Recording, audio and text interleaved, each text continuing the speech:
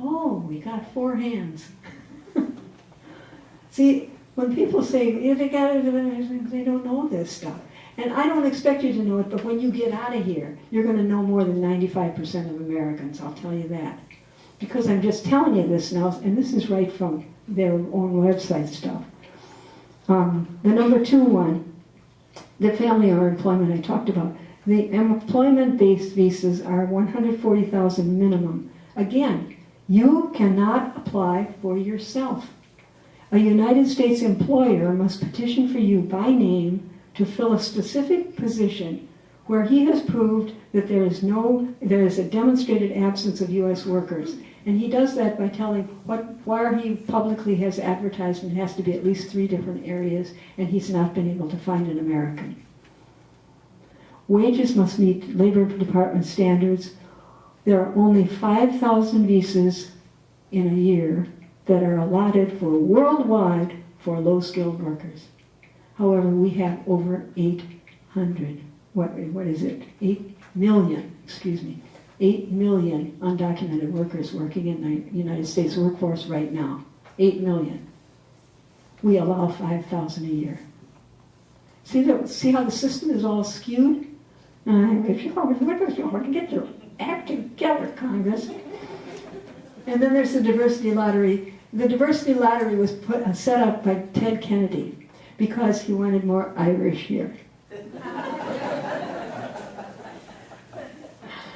And it's funny, it really is funny. But what the diversity lottery is open to people from about 170 countries each year, and they reassess that regularly, with low immigration rates. 5,000 of them are allocated by treaty to Central Americans, and the winner can bring a spouse and minor children.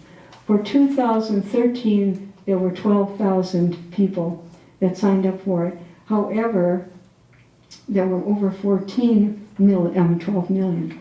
There were over 14 million, 633,707, including their family members.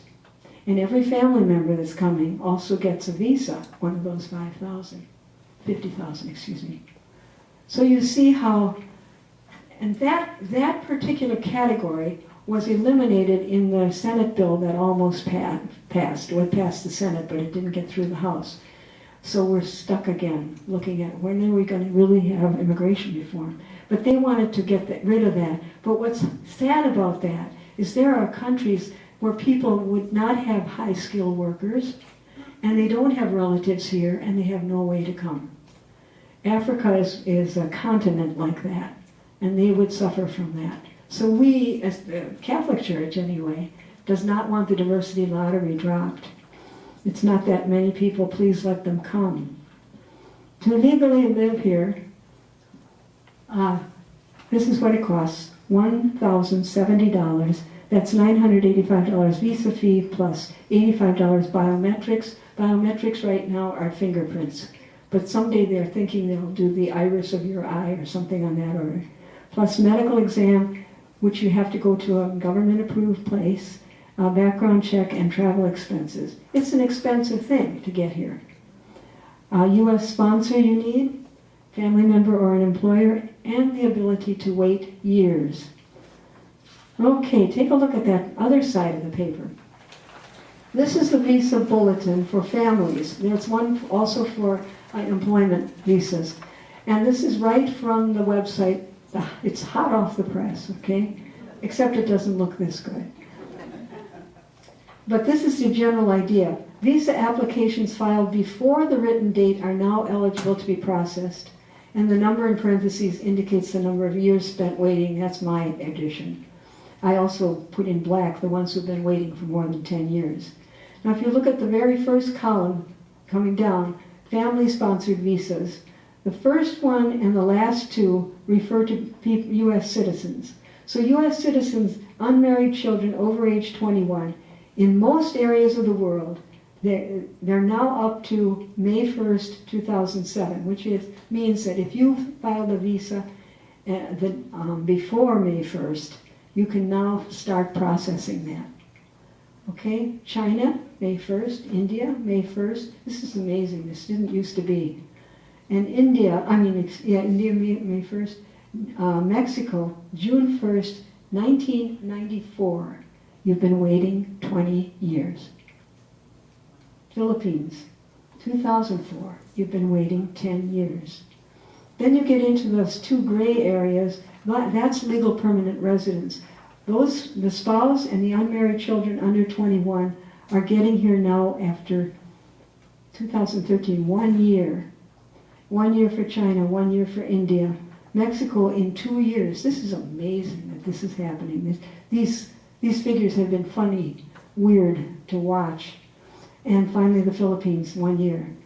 Legal permanent residents, unmarried children aged 21 and older, 7 years wait, 7 years wait, 7 years wait, 20 for Mexico, 11 for the Philippines. See how it's going, folks? You see why this is, right now, this system is over 4 million people are waiting on this system. This is the official system. So when people say, well, just get the system in order, you guys. Get your act together. They don't listen to nuns. That's their problem. Look at that Philippines. If you came here and some of your relatives came here, you all got jobs here, you got good jobs, everything's settled, you're citizens, and you left your one brother at home to bury his parents when they died. The parents died, they buried him. He says, get me over there. He's been waiting 23 years. Moving right along, refugees and asylum seekers are fleeing persecution. Refugees flee to a refugee camp. Asylum seekers flee directly to the country they want to live in. And to secure protection, each person must meet the international definition of a refugee. And here's that definition. A person who is outside his or her country of origin and is unable to or unwilling to return because of a well-founded fear of persecution based on one of 5 categories: race, religion, national origin, membership in a particular social group, and political opinion. Regina asked for her asylum based on political opinion. I have another friend who came from Indonesia. She had an asylum, a gender-based asylum petition, and Congress was arguing about the case of Rodi Alvarado. Rodi Alvarado was from Guatemala, and her husband was running some big shot from the army. He was not touchable by any local law enforcement. He just brutalized that woman. He caused her a miscarriage. He did all kinds of terrible things to her. He dragged her through the streets of Guatemala by her hair. And in Congress, they started to argue. Well, if we let Rodi Alvarado do this, if we let her get asylum here, that will open the floodgates and women who have been abused will come. We need more women in Congress. Oh my goodness, but they finally agreed to it. And meanwhile, back at the ranch, I was helping this woman from Indonesia, and we had to keep waiting. And she said, "Sister, should I get a job?" And I said, "No. Whatever you do, don't get a job. I'll see to it that you get enough of what you need." So I got her a place to stay for 1 year, and then another place to stay for another year. And oh gosh, both of those people moved, and so I was out of places. And then I thought, what do we do now? So I asked one of the people in our parish, would you mind subsidizing her rent? He paid her rent not only for that year, but while they kept arguing in Congress, for 2 more years. 3 years he paid her monthly rent. That's phenomenal. And when she was in court, we were all there in court, and the judge said, "Andy, you got off work today to come here?" And she looked at him, and she looked at her lawyer, and the lawyer said, "Your Honor, these are the people who've been supporting her." He said, "I'm inclined to grant the woman's asylum." And we all burst into tears. And I was so glad I didn't let her work.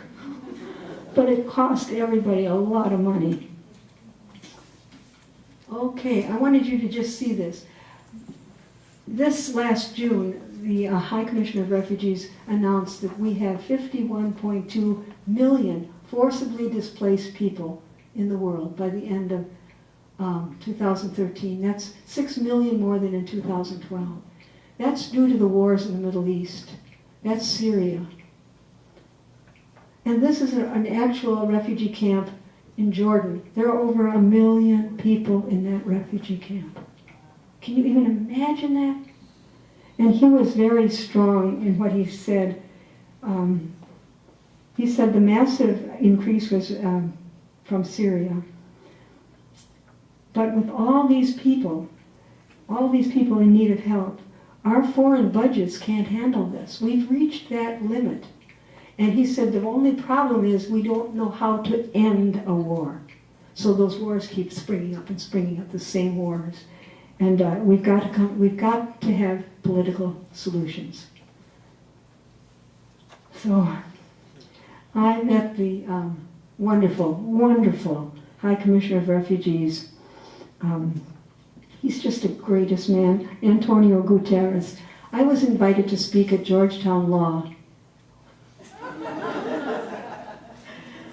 a few years ago when the book first came out. Human Rights First contacted me and said, well, you wrote this wonderful book. I said, yes. And we need you in Washington, D.C. We're discussing the asylum system. We want you to present Regina's story in 5 to 10 minutes.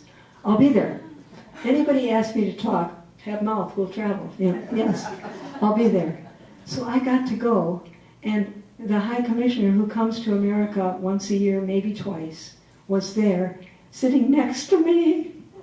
Oh my goodness, at my table. I got to sign my book and hand it to the High Commissioner of Refugees. He was wonderful, and I remember him standing up and saying twice, he spoke twice that day, and he's very, very personable, very smart, and very clear about what he wants. And he stood up and said, both times, remember, and he pointed his finger at us, the whole world watches what the United States does. Remember, the whole world is watching. And in that year, it was 2011, his number one priority was to get the United States to stop imprisoning asylum seekers, which we do regularly. And we haven't stopped. I belong to the International, whatever it is, I forgot, immigration detention.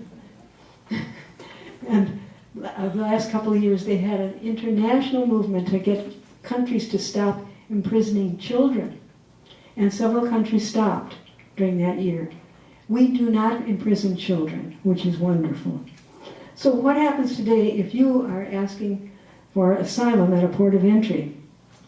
At any of those 317 ports, every incoming foreigner must go through a brief inspection.